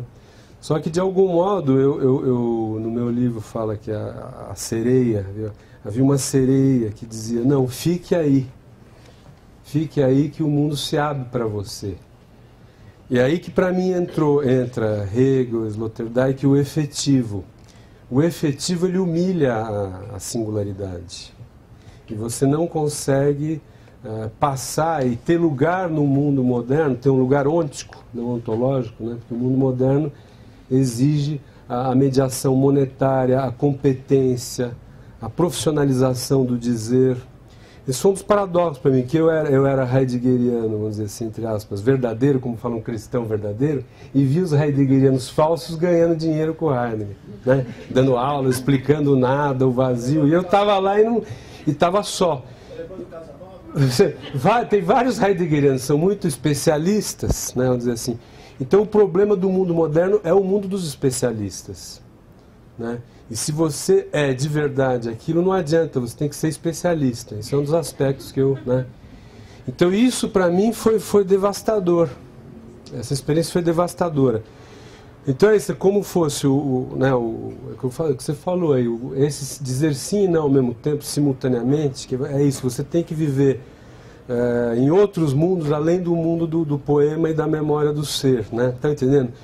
Foi por isso que eu vi essa filosofia da positividade, do interior dos mundos, porque no fundo a maioria das pessoas vive no mundo, né? Nós estamos no mundo, e o mundo de hoje é assim, ou é, né, que tem as profissões, as competências, os especialistas, tal, e eu precisava me desassustar desse mundo, tá entendendo? Então é isso, eu acho que a primeira pergunta sua, Valtinho, eu diria isso, que a única maneira de você ser, vamos dizer assim, você tem que ter o pensar do ser, mas saber também usar o mundo dos fluxos informativos, de se colocar, né, de encontrar um lugar mínimo nesse mundo das especialidades, das competências, né? Senão você fica... A exclusão, uma hora, ela vai mesmo... Você vai para Cracolândia. Por exemplo, eu estava no Rio agora, eu vi o Leblon, as senhoras do Leblon, né, que parecia Mônaco, Côte d'Azur lá, e a 4 quilômetros dali você via, cara, que só com a cueca, né? Então essa é a diferença, quer dizer, a diferença entre pobreza e riqueza é isso, qual o nível de acesso que você tem a entes protetivos, né? Então, por exemplo, se você tem um cartão, uma casa, né, ou uma conta bancária, ou se você vai tendo cada vez menos. Então, o mestre Eckhart, o pastor do ser, hoje em dia, não tem mosteiro, não dá. Então ele é um especialista de falar sobre isso na academia. Se você existe à luz dessa questão mesmo, você vai para a sarjeta. Está entendendo? Foi isso que eu percebi. E que essa singularidade, por mais que ela tenha algum vigor, como o Manuel falou, ela não faz nem um grupo de aluno. Porque os alunos buscam o mundo institucional. Né? Então, esse é o primeiro aspecto. Então, eu sempre fui rasgado entre essa coisa, está entendendo? Mais ou menos. E foi aí que eu percebi também que é preciso relativizar essa posição do umbral, do pensamento e do poema. Né? Por exemplo, nessa posição você não desenvolve medicina ou, sei lá, certos tipos de cuidados outros. Né? Tá entendendo? Então, essa é a primeira, né? A segunda que você falou, acho que realmente, eu acho que na medida que eu vi que eu estava na ambulância, que eu sentia a morte vindo e vi que tenho efeitos colaterais até hoje desse negócio que eu tive, e que eu fiquei então assim fragilizado, né? Vou dizer que eu então dependia de remédio, de pagar seguro de vida. Eu vi que eu não tinha aquele orgulho da miséria do verdadeiro heideggeriano cristão. Né, aquele orgulho da nadidade. Eu vi que eu queria ter acessos aos entes, que é o humanismo. Né? Então, eu estava já com necessidades humanísticas brega. Né? Tá entendendo mais ou menos? Então, aí eu era obrigado a me trair. Né? O Ariel sabe também. Então, esse é o segundo aspecto, foi isso, que eu me transformei assim, numa espécie de último homem, né? Tá entendendo? Que quer um pouquinho para si do mundo, né? E essa segunda pergunta, a terceira que você formulou, da ausência de pensamento, a outra era desse episódio, né? Tinha mais uma. Ah, o Foucault. Então, essa é uma última... Eu acho que o último Foucault mudou muito em relação ao Foucault rebelde e tal, esse hermenêutica do sujeito que eu li. Todas as práticas, né, de constituição de si, nada é expropriador e alienante. É sempre, eu chego lá no mestre do Epicuro, sei lá o que, eu estou sempre me constituindo positivamente, eu vou lá com meus próprios pés, né? Então, ele cessa um pouco essa coisa de que você está sempre... expropriado, né? Então ele mudou muito o último Foucault, acho que deixou os Foucaultianos tudo à míngua, né? E ele estava já pensando também o dar forma a si, não mais essa coisa só de desfazer, etc., mas como fosse esse último Foucault, é como é que eu dou forma a mim, né? Não é desconstruir, é como é que eu dou. Mas enfim, isso é uma questão. Então eu acho que esse pensamento, essa ontologia surrealista, né, e o fora, aí o Foucault, o Blanchot, eles estavam ainda nisso que eu chamo de filhotes do Heidegger, né? Eu acho que esses operadores de negação, né, que esses filósofos fizeram, esse romantismo da linha de fuga, ele esgotou. O mundo ganhou. Você está entendendo? A tecnosfera venceu. Isso são pequenos guetos hoje acadêmicos que estão bem inseridos, né, que ganham grana, que têm acesso monetário. Então, esse tipo de fala eu acho que esgotou na filosofia. Essa foi a minha virada epocal. Tá entendendo? É como se o Sloterdijk fosse um Hegel que fala, olha pessoal, vamos acertar o relógio, e esse pessoalzinho aí que está com... como é que o Hegel falava que os existencialistas eram uma mistura, ter opinião e vida, né? Alguns têm só opinião, outros têm só vida. O existencialista tem opinião e vida, né? Mesmo que você tenha muita opinião e vida, a forma do mundo, a forma mundo hoje, ela está clara, né? Que essas coisas que a gente gostava e vivia, elas já viraram um presunto há muito tempo. Elas não são mais operadores reais. É mais uma coisa, eu considero uma coisa assim, como fosse, sabe, assim, todo mundo é revoltado, é negativo, mas uma coisa já de terceira ordem, sabe? Não há um enfrentamento efetivo, né? Então foi aí que essas filosofias, para mim, elas ficaram para trás. Eu acho que a gente precisa realmente repensar vamos dizer, o positivo, né? E de algum modo, o que aconteceu para mim foi isso. Ao questionar o não lugar, eu tentei me tornar mais romano e pagão, né? E falar, bom, esse mundo não tem porta de saída, não tem transcendência, Deus morreu, não tem o novo começo do Heidegger, né? O além-homem, vamos dizer, ali já Clark e o da Rio, você tem que ter, vamos dizer, para fazer uma comunidade anárquica no Uruguai, precisa de $2 milhões. Está entendendo mais ou menos a coisa? Então é isso, quer dizer, é esse tipo de mundo que a gente está, a gente não sabe o que pode acontecer, mas de algum modo nós estamos nisso, né? As pessoas querem o empoderamento, né? Querem o quê? Querem querem que eu chamo as imunidades modernas. Todas as lutas políticas são para ter as imunidades modernas, né? Saúde, educação. É isso que é o movimento geral do século que vai seguir isso. Está entendendo? Então o Heidegger é uma coisa assim que eu acho que fica de gueto, né? Essa é a minha posição. Então é pesado, mas de algum modo você também aprende como diz o Manuel. Não diria que não sei se é uma reconciliação, mas você começa a pôr o mundo. Eu estou pelo menos tentando. Eu estou estudando Hegel, até falei para o Valtinho naquele livro Karlov, estou começando a me interessar muito por essa, né, de pensadores epocais e não mais essa coisa da singularidade, está entendendo? Então, tentando, não sei se eu respondi, basicamente, né?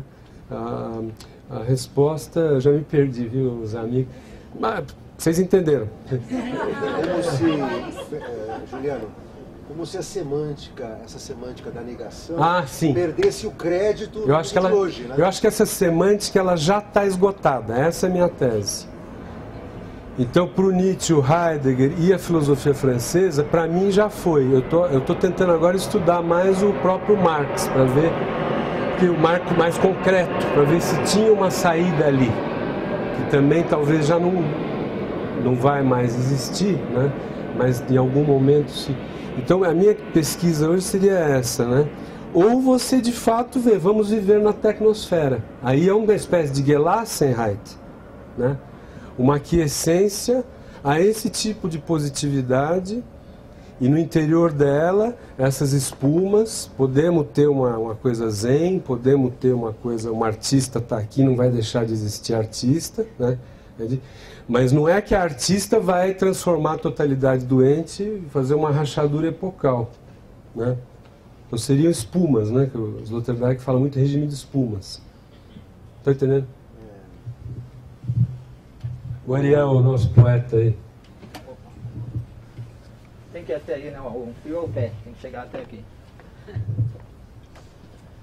Juliano, quanto tempo?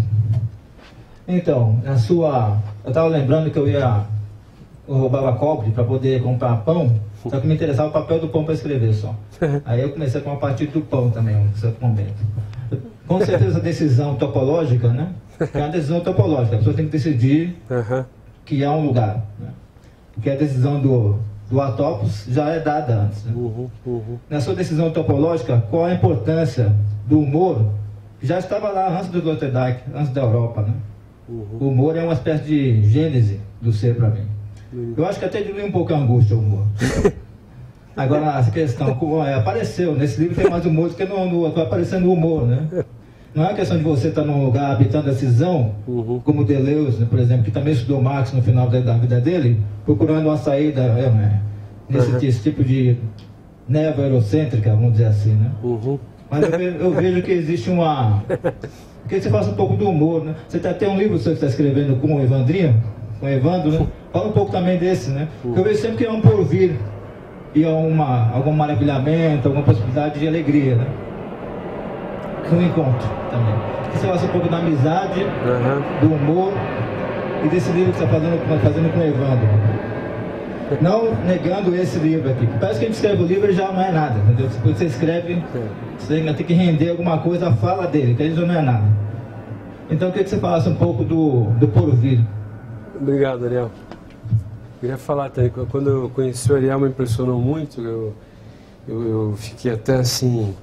fragilizar, que eu como visse um poema, né? Quando eu conheci ele, reconheci nele um dizer poético, né? Que quase que me destitui até, tão a verdade, tanto que eu sentia nele, né? Então, eu agradeço aí a pergunta, né? Mas eu acho que eu sempre fui engraçado, né? Um pouco de... uma vez eu me lembrei que o Thomas Bernhardt, que é um autor que eu gostava muito, falou que os livros dele eram muito engraçados, né? E o meu livro, se você ler isso aí, tem coisas bem trágicas, assim, né? Uma situação que eu vivia com a minha mãe era muito doida mesmo, assim, de internação, prisão. Isso está no livro, a parte picante. Por isso que o livro acho que tem que vender por aí, né? É jogada isso aí, mas né? Mas eu sempre consigo contar um negócio, parece que é engraçado, fica engraçado. De tão... Houve uma desnadificação desse livro. Uma desnadificação. Eu queria ter essa seriedade do nada, né? Então eu acho que eu fiz do meu disforme uma forma, né? Então agora, sei lá, eu tenho aspectos enrijecidos, né? Todo mundo tem. Mas eu tento agora ser mais solto, né? Mas eu acho que o que eu fiz dessa não forma, você está entendendo igual? Eu fazia uma forma, porque no fundo eu queria ser, né? Um menino nadificado ou morto, ele quer ser, né? Ele lê Nietzsche e Heidegger queriam ser os caras, né? Queria ser a virada epocal, você acha então que isso é importante, né? Então acho que o humor entra... Eu tenho humor, eu acho que eu tenho isso, realmente não me levo muito a sério, eu não boto fé em mim, assim. É verdade, né? E eu estava fazendo um livro de humor com esse Evandro Afonso Ferreira, não sei se vocês conhecem, né? Um escritor mineiro. No dia que eu lancei o livro na Plana, teve um evento lá, até o Evandro falou uma frase que eu gostei muito, falou: Juliano, você mudou de estrada, mas continua no acostamento. Porque é isso, né? Eu falei, pô, eu quero dar a mão pro mundo, o mundo continua, eu continuo excluído. O monetário, eu já vendi tudo lá em casa, a casa tá à venda, eu tô ganhando Uber. Então eu já tô, cada vez mais que eu quero o mundo, menos ele me quer, né? Então o Evandro falou essa frase que eu gostei, pô, você mudou de estrada, mas continua no acostamento, né? Mas o humor realmente, sabe, quando você tá assim para morrer no leito de morte, às vezes se você fala uma piada ali, melhora, né? Não é, Ariel? Mas enfim, eu fiquei honrado aí que tem uns filósofos e poetas e sempre é pena que não existe tanta partilha como a gente quer, né?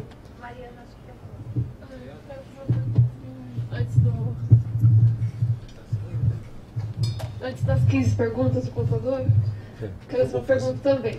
Esse é o próximo livro, as perguntas dele aí.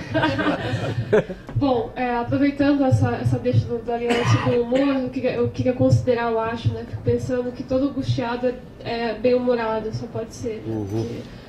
Para você colocar angústia no mundo contemporâneo, você tem que ter um bom humor, pelo menos, né? Porque ninguém leva a sério a angústia. Então, a maneira de colocar o buraco sempre tem que ser pelo humor mesmo, para você conseguir algum tipo de atenção. Conversei com o contador muito sobre essa semana, estava lendo um livro e tal, e a gente, enfim, conversando, e aí me disse assim: nossa, o Juliano, ele está nu nesse livro, ele tá se colocando o tempo todo nesse livro, e eu falei, não, mas o Juliano sempre, eu conheço, já li o livro do Juliano, eu sempre acho que o Juliano está nu no livro. Então, assim, eu acho que a novidade não é essa. Eu acho que eu estava nu nos outros, mas fazia pose. Pode ser. E agora está só nu. Pode ser, mas eu acho que a sua novidade não é se colocar num lugar. Eu acho que a sua novidade é você trazer uma potencialidade de uma evocação de um paradigma novo para a gente pensar, né? Então, esse paradigma novo, queria que você falasse um pouco mais sobre isso, porque ele me parece um tanto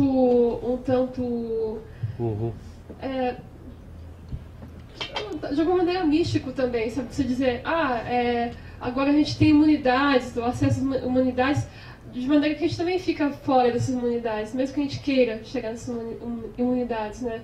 Então, como é que a reflexão filosófica, como que a escrita acompanha também essas fissuras entre as imunidades, né, do Sloterdijk, que é o que você está tentando enumerar, e a vida real, né? Então eu queria te colocar um pouco isso, porque às vezes me parece bonito e esse não lugar, mas esse não lugar também não sei, preciso criticar um pouco sobre ele também, talvez. Eu vou tentar responder, mas eu fiquei também contente que o contador se tocou com o livro, porque eu estou até meio paranoico, eu sempre estou achando que vou tomar porrada, e vou, né? Mas eu quero. Mas que eu falei, o pessoal do Negativo vai ler meu livro e vai ficar puto comigo, né? Que é como uma traição, até eu cito Judas Iscariotes várias vezes. Mas até falo, um escritor tem que ser traidor, né? E literatura sem fricção não tem sentido também. Se eu passar a vida dizendo que o Deleuze é maravilhoso, o Lacan é maravilhoso, qual é a graça disso, né? Que o Heidegger é genial, tal. Uma hora você tem que falar, pô, não é mais isso, entendeu? Eu acho que isso, para mim, isso é vital, né? Então você fica... E uma coisa que já... Como faço? Para mim, aquilo já estava exaurido, né? Não que eu não reconheça a dignidade dessa posição, mas ela é parcial, né? Ela é minoritária e como instrumento crítico, acho que ela é superada. Isso que eu estou falando. As imunidades modernas são, como eu falei, assim, você, por exemplo, estou aqui, tem uma carteira aqui, então eu tenho uma casa para onde eu vou. Essa casa tem luz, né? Aqui tem, digamos, um cartão que me dá o crédito, não é Deus que dá o crédito, mas o banco, e tem uma fonte que vai para eu poder ter esse dinheiro para pagar, por exemplo, ter uma roupa. Isso que são as imunidades modernas, né? Tá entendendo? Não é nada, é o mundo real. Epocalmente a imunidade. Após a morte de Deus nós temos essas coisas, né? Por exemplo, a aposentadoria é uma questão imunitária, né? São os amparos epocais, tá entendendo? É isso que o pastor do ser renegava e que eu, Juliano, não podia renegar, tá entendendo mais ou menos? Isso é uma coisa bem concreta, bem material, né? Como o Ariel falou do pão, né? Que é o papel do pão, ele queria o pão, né? Então isso que a inclusividade no Palácio de Cristal, na atualidade, é a inclusão nessas imunidades. É o chamado o bem-estar, né? As políticas visam o aumento do bem-estar. Então, a saúde melhora, a casa melhora, a longevidade. Isso que eu estou chamando de imunidades modernas. Está entendendo? Eu não vejo despontar, né, um tipo de decisão instituinte, epocal, eventual, para além disso. Está entendendo? Então, os próximos 100, 200 anos é isso. E as lutas em torno disso. Entendeu? Então é uma coisa bem simples isso aí. E nós estamos no interior disso. Está entendendo? Parece que esse esgotamento, não dessa semântica da negação, ela se tornou uma espécie de retorno do mesmo, não é? Uhum. E de tal forma que foi estar na universidade, foi absorvido. Se está na universidade e se isso se repete dentro da universidade, como uma espécie de elogio, né, esse tipo de tática, não é? É porque provavelmente perdeu a sua força, a sua potência. Então é preciso conceber uma nova semântica dentro de um paradigma novo para repensar o nosso mundo. Porque o intelectual, não é aquela pessoa que tem esse vício, que a gente não sabe porquê, mas que gosta de pensar e tem essa relação com o pensamento que acaba se confundindo com um estilo de vida, uma arte de viver, né? Uma tática de vida e de desvios, não é? Pela vida, pelo mundo, acaba teria que adotar uma nova sistemática, não é? Porque você diz bem, o seu diagnóstico é muito preciso, quer dizer, esse tipo de semântica não produz mais efeito, quer dizer, não potencializa o pensamento no sentido de propiciar, né, a esse pensamento, a essa potência pensante, vias novas, não é, de produção de algo novo, quer dizer, porque não é acolhido mais, perdeu eficácia, não é? É claro, eu não vou fazer aqui, gente, as inúmeras questões, eu não vou ler as inúmeras questões que eu formulei aqui. Eu já li a primeira, muito boa. Que estão ainda em gestação. Eu vou deixar com o Juliano, né? Enfim, a gente conversa depois eu posso ler uma, eles também fazer perguntas, mas ler uma das suas. Eu gostaria de ler algumas, não é? Sim. Selecionar algumas, e você responde o que você quiser, enfim. A gente tem algum tempo ainda, Daniela? Que horas são? Tem que acabar. Então, temos meia hora. É que tem os autógrafos. Autógrafo, né? O contador formula uma, depois eu quero saber se alguém leu o livro, quer formular alguma. Sim, boa. Que se aqui é lançamento ou é bate-papo pós-leitura. Porque alguma pergunta, né? E às 10 a gente vai começar o autógrafo. Então ele faz uma pergunta, depois alguém faz também. Eu vou tentar, então, sintetizar em uma questão algumas questões, enfim, que eu acho que elas se repetem, de certo modo, né? Há derivações de uma mesma questão, e todas elas, então, eu vou sintetizar em uma questão que é a respeito do papel ou do tipo de função que poderia ter o poeta-filósofo, vou colocar assim nesses termos, que eu acho que o Juliano é o poeta-filósofo, né? Que pensa a escrita produz uma escrita que se pensa, né? E nessa questão, qual o lugar desse sujeito incerto, né? sempre no mundo moderno, no mundo contemporâneo, que é o poeta filósofo.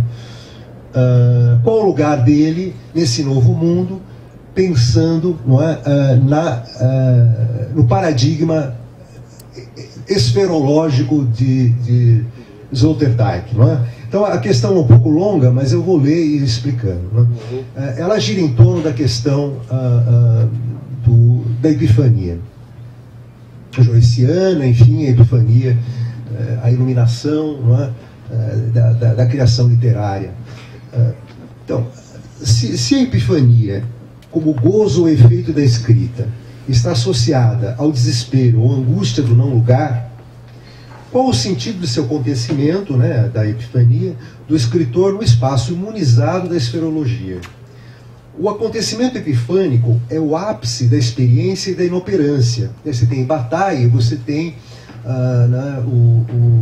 que é um dos pensadores, né, que, enfim, que tem uma dívida muito grande com Heidegger e tal, mas ele tem a sua própria pegada, e o Bataille se coloca, não é, numa posição, uma posição de recusa do mundo, enfim, em resumo, não é, apontando para um caminho que não é bem um caminho, mas é uma resposta, não é, possível, que é pelo impossível, mas enfim, é a resposta possível do homem, que é pela experiência, não é?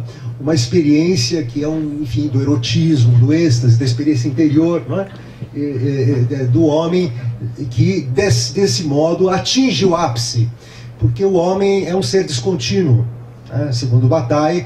E é importante tocar o tema da continuidade, porque é também a pegada do Sloterdijk, pelo que eu vi, do Juliano, né?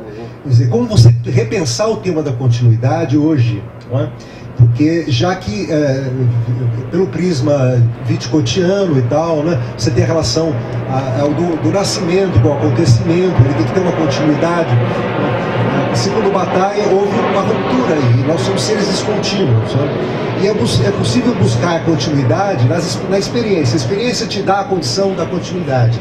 Então você tem continuidade quando? No erotismo, numa experiência violenta, na morte, ou seja, no trágico, né?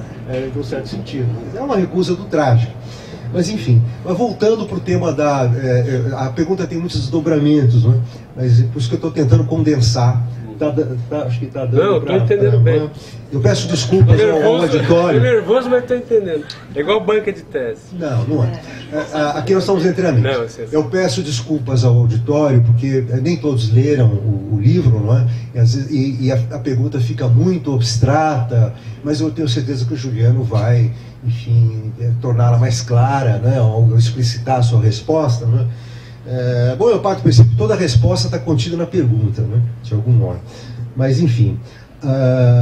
Então, qual o lugar desse poeta, né, no mundo esferológico? Volto, então, para essa questão. O lugar do poeta é o lugar da epifania. Porque se a gente perde isso, perde algo fundamental na vida, né, que é a atitude do poeta. O poeta tem que acordar o homem para a epifania, o ser para a epifania. Aí vai no sentido do Heidegger, né, da casa do ser, a linguagem é a casa do ser, não é? Então ele coloca bem isso, joga bem essa ideia, não é, do poeta como não é o homem da casa do ser, ali do ser da linguagem, mas que acaba, enfim, enveredando, né, para esse não lugar e fica preso ali, quer dizer, e nós ficamos todos aqui esperando o devir, né? A gente ficou o tempo todo esperando o devir. Como está o devir da linguagem, né? O devir da linguagem seria a redescoberta do mundo, não é? O apontamento para as novas direções.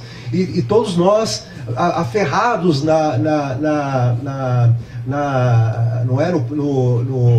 aferrados na tópica nietzschiana, na sentença nietzschiana da afirmação da vida. Não é? E Nietzsche é um trágico positivo, né? O Nietzsche é um trágico da afirmação, né? Você não pode dizer assim.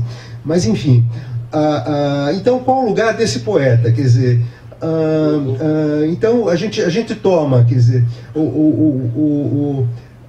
no Juliano, nesse livro, vocês vão ver, não é? Eu estou acelerando um pouquinho para, enfim, porque é a pergunta um pouquinho longa, né? E a gente vê no seu livro, Juliano, os exemplos, não é? Importantes do que o Juliano dá, ilustrar o livro dele, que ele ilustra com micronarrativas, não é? Que ele vai canibalizando, né? Do Sloterdijk, do Kafka, enfim. e vai transformando, transfigurando essas narrativas, essas referências em narrativas novas, micronarrativas que ele faz. Não é? Então tem a do menino da bolha, não é? O menino que está brincando com a bolha de sabão, não é? E é claro, para desconstruir, ou melhor dizendo, né,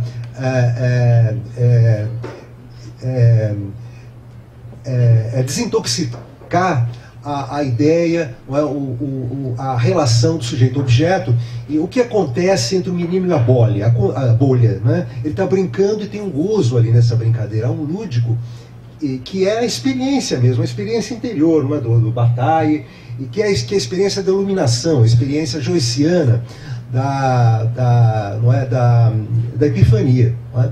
Então, para a gente não perder a epifania, porque às vezes eu senti na leitura do seu livro, não é? Nesse seu processo de desapego dos pensadores do não lugar, não é? Até o tom, né, fala do seu tom, você tem um tom às vezes de pletora, né, um tom de manifesto político, né, assim, um tom vibrante. Então, eu acho que quem se coloca como alguém que está do lado da recusa tem que usar um tom forte, não é? E quando você lê a sua poesia, ela é uma poesia lírica que tem um princípio de delicadeza, né, na sua base produtora. Né? Em que medida você vai conciliar? Né? Você está num momento de desforra e de desconstrução, desintoxicação, né? Um momento de fazer uma recusa. Mas em que medida você vai colocar o poeta como aquele, né, que vai se encarregar dessa, não é, se encarregar da epifania, não é? Sim. Então você tem o tema da criança, da infância reencontrada no Bataille, né? Então aqui a extensão da minha pergunta, eu já encerro, porque no Bataille, no livro Literatura e o Mal, o Bataille diz que a posição do escritor é um pouco a posição da criança, da infância reencontrada, não é? Então o escritor tem essa liberdade que a criança perde, né, quando ela se socializa. Então a gente tem todo o teatro da psicanálise e tudo mais, não é? É a minha formação também, quer dizer, a formação como leitor, não é? Enfim, como psicanalizado e enfim, neurótico obsessivo, né? Enfim, de qualquer modo, a gente tem essa ideia no Bataille de que a escrita dá ao escritor a oportunidade de reencontrar ou refazer a sua infância, não é? Mas aí a gente tem nisso o sentido de que essa infância reencontrada, ela comporta a possibilidade de dizer o mal, a possibilidade de destruir, de destruição, não é? Porque a criança tem a criança ela pode dizer isso, né? A sua inocência permite o mal. O mal é visto como uma atitude inocente, né? A gente pode dizer que o fundamento da inocência é o mal, de certo modo, né? Ele está contido, de certa forma, porque a inocência é um mal em potência, de certa forma, né? Que pode não vigorar, mas de qualquer forma ele está ali, é latente, né? De que forma a gente vai reencontrar esse poeta? 15 minutos. Esse poeta na sua visão sloterdijkiana das esferas, né? Qual o papel dele? Desculpe se me alonguei. Não, as suas perguntas são ótimas, até eu violei, né? Não, é muito boa a pergunta e tudo. Mas na minha, né, opinião, o poeta é mais filho da catástrofe esferológica, não da esfera. Ele é filho de uma não inclusividade, né? Ele é mais a orfandade que dá esse poema da chegada, né? Quer dizer, então seria como diz o Evandro, né? Fala, tudo que é ruim para a vida é bom para a literatura. Essa é mais ou menos a ideia. Então a catástrofe esferológica dá o dizer poético, né? O desencontro com o outro doa o vazio doa o poema. Então, eu acho que os poetas seguem existindo, como os artistas seguem existindo. O que eu acho que eu mudei ali, assim, que baixa o meu nível de vaidade, assim, de achar que o poeta era mensageiro de uma época, ela mesma, eu falo, alético-poemática, né? que haveria um fim da metafísica, haveria um novo começo, tal. Então esse mediador dessa passagem, quer dizer, então eu acho que a poesia segue, mas hiperminoritária.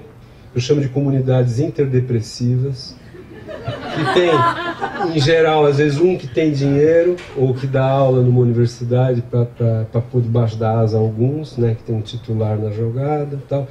E são grupos que são cada vez são menores, que falam entre si, porque é como se, no meu livro tem muito isso também, né? Eu acho que esses dizeres de primeira ordem que emergem da galáxia, de pessoas como o Helder, esses poetas do indizível, está cada vez mais inaudível, né?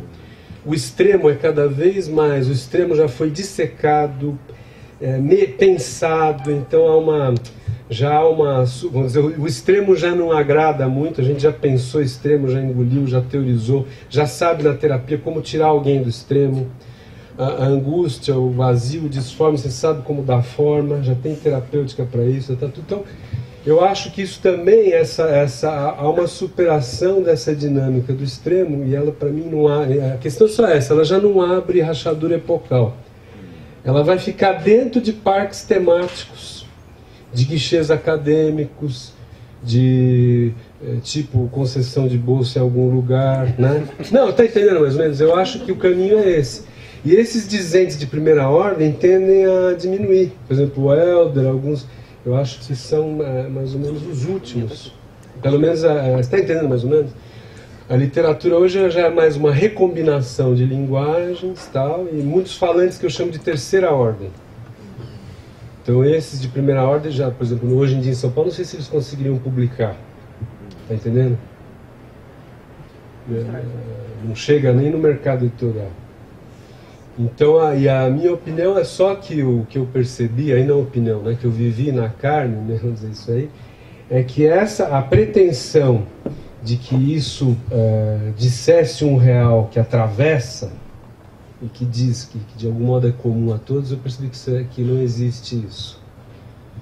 E que a maioria das pessoas é completamente indiferente à poesia.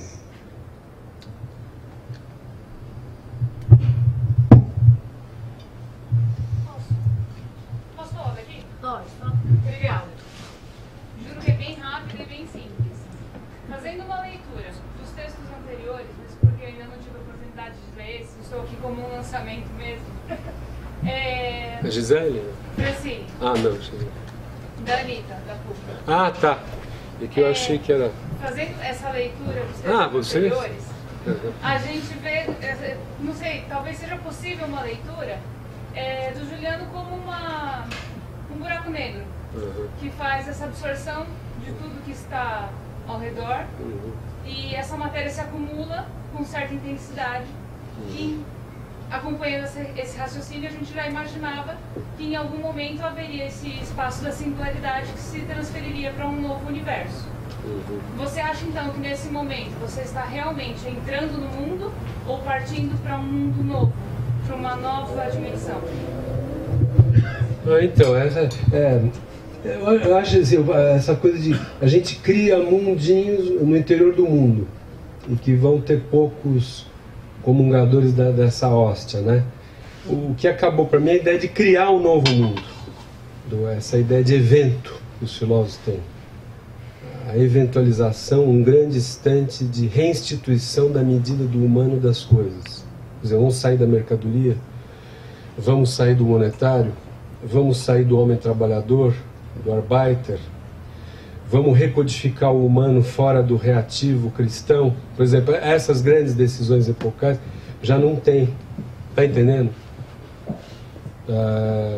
Aí no caso você falou de ser um buraco negro, seria isso. Então eu poderia dizer, o Juliano agora está numa captura das forças da positividade mundana, tal. Então eu estou atravessado pelo que é, né? Mas então eu não diria assim, mas a minha questão é mais como habitar, né, como habitar o mundo tal como ele é, no sentido hegeliano, sloterdijkiano. O mundo monetário, o mundo das próteses, que eu chamei, o mundo das imunidades modernas. Está entendendo? Não há como dizer não para isso. Após a morte de Deus, isso é o que nós temos, isso os homens lutam por isso, estão querendo isso. Daí qual seria a questão filosófica? Então, não sei o que é uma questão filosófica, mas, né, a própria filosofia, eu acho que a filosofia serve para você dizer onde estamos, né? Aquela coisa hegeliana depois do Dilthey, né? E agora você faz uma narrativa que nos situa, né? Porque você sabe de modo impressionístico onde nós estamos, né?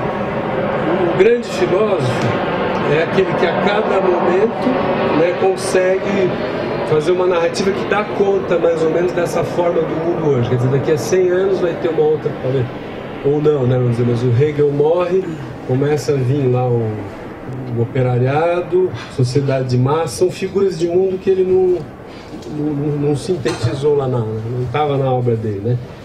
Então, para mim, a filosofia seria aquele tipo de narrativa, né, que, como aconteceu comigo, que apresento onde eu estou, né? E para mim foi no modo da porrada.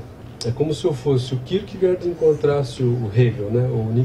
Eu falo, olha, esse mundo tal como ele está organizado, né?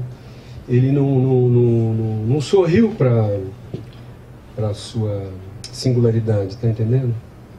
A sua singularidade não encontrou lugar. Você vai ter que desdobrar, inventar um outro eu para você conseguir acesso a um lugar no mundo. Tá entendendo mais ou menos? Então, só para... Não sei se eu estou complicando a coisa, mas a ideia seria assim, a filosofia, então, seria a narrativa epocal, né? Sobe essa linhagem aí, né? E essa narrativa epocal que eu considero do Sloterdijk, eu acho que ela mudou o relógio epocal e ela atrasou isso que o contador trouxe bem, na minha opinião. Ela jogou para trás esses filósofos como clássicos, mas como filosofias em certo sentido já mortas, em certo sentido, né? E a posição do extremo mudou. A extremidade já não interessa tanto. As vanguardas estão esgotadas, né? O disforme foi levado ao limite nos anos 20, 30, a desconstrução, né? O Sloterdijk fala budismo made in Germany, anos 30. Gottfried Benn, Heidegger, né? Então você vê, toda a filosofia hoje é negócio de construir, dar a forma, né? O último Foucault, né? É sempre dar a forma, o que eu faço de mim para me constituir. Então eu acho que esse extremismo estético no qual a gente nasceu também já foi. Juliano, isso não quer dizer, acho que deixar bem claro para nós aqui, não é? Que eu sei que não é isso que você está propondo, não é uma página virada, né? Quer dizer, há há um alento sempre de retorno a esses pensadores, não é? Isso é importante, né? É o nosso caso, né? O contador sempre falou, ele era um homem da experiência, né? E não podia existir na academia, né? Que tem a fala sobre a experiência e a experiência. Então, o que aconteceu foi que houve uma hipersaturação dessa retórica do extremo. Isso. E que as pessoas hoje nem identificam mais quem é e quem não é.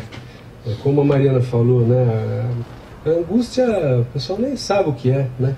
Então, eu acho que vamos dizer assim, houve um certo esgotamento também dessa experiência do extremo, que ela foi do religioso para o estético, agora ela está no terapêutico. Ela voltou para o terapêutico. Pode chamar de extremófilo. Mas essa extremofilia talvez seja a passagem do meu livro, da extremofilia para... O Heidegger é o pensador do extremo por excelência. Bataille também. E a minha tese é a seguinte, os franceses quase todos, a minha tese vem do Heidegger, né? Então eu falei, se eu ponho o Heidegger no bom, se eu vi o problema do Heidegger, os outros também já saem. Vai todos embrulho. Então para mim, um pouco essa que é a questão, mas eu acho que os artistas vão continuar existindo, entendeu? Mas hiperminoritários, de pequeno, e sem essa dimensão que para mim era importante. Eu queria abraçar o mundo, né? Para mim eu queria ser prefeito na pós-metafísica, né? Você não tem medo dessa integração ao mundo? Você não tem receio dessa incorporação? É como se localizar, né, nas esferas ou nas espumas? Eu acho que é a questão do Waltz, tem que integrar e desintegrar, né? É uma situação assim, né? E você pode, no interior desses mundos, sempre ter experiências disruptivas, né? Mas também dentro dos guichês. A minha tese é essa: Deus morreu, você não sai mais, de cristão virei romano, né? Você está entendendo? Os romanos estavam certos. E nós temos que viver no interior disso aí, não tem como. Mas não é um determinismo também, né, Juliano? A questão é que... A gente não sabe, tem um imprevisto sempre. Porque existe um campo enorme... Perdão, estamos acabando o tempo, né? O tempo acabou. Há um campo enorme de improvisações, um campo de improviso se abre aí, e que nós também nos tornamos seres imprevisíveis também. E existe uma questão que você, ao negar o negativo, vamos dizer assim, né? Se abre para esse campo de improvisações. E você não se torna aquele chão o arauto, né? Nem o pastor, você não quer dar conta do mundo mais, né? Mas há um mundo e mundos que precisam dar conta da sua existência, né? Essa é a questão, você decide existir também, né? Então, essa questão da decisão, da negação do negativo, da negação do negativo, você não nega os seus livros anteriores, eu não vi isso, lendo o texto, pelo contrário, incorpora. E não existe também uma coisa aí, que o próprio Sloterdijk, embora você estar perto dele, você surfou e ele não, né? Você era surfista, eu lembro. Tem uma coisa que existe uma afirmação, um desejo do entusiasmo, você nega a raiva, nega a angústia, entendeu? É como se você ficasse de costas para dentro de si mesmo, virado de costas, e decide tirar as capas e ficar de frente. Sim. E caminhar para frente, entendeu? Existe uma coisa que nós temos que prosseguir, o modo é humanismo isso também. Sim. Só que não é humanismo no sentido fantasmagórico, né? Sim. Não, perfeito. Agradeço. Fechamento muito bom, né? Mas para concluir, fechou? Tem só uma perguntinha da plateia para os três. Acabou então. É ruim porque acaba, é triste. Mas foi legal. Fim de festa. Não precisa nem aplaudir não. Mas é porque.